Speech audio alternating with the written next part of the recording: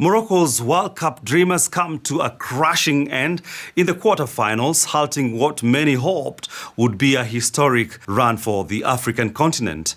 10 African teams entered the tournament, but only the Atlas Lions managed to survive 2 grueling knockout rounds. DW's Buba Jallo now joins me to break down the continent's overall performance. And now, Buba, let's get straight into it. Did you honestly expect Morocco to bow out like this when they drew France? I was extremely sure that France would make it through because of the depth of their team. If you think of Michael Olise, you think of Desiré Doué, Ousmane Dembele, these are all players that can score. Not to forget Kylian Mbappe, who already has 8 goals in this tournament. And now, looking at the bigger picture, Buba, 9 out of 10 African teams successfully advanced to the round of 32. Given these mixed results, what is your general assessment of how our African teams performed on the world stage? I think there is still very much a big room for improvement, but to a larger extent it's a major success. You saw most of these games happen in a way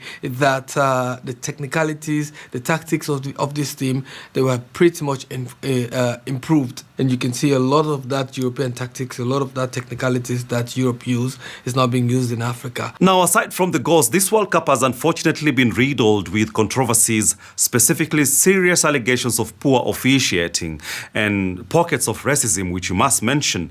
How do you view these incidents and what needs to change? Despicable.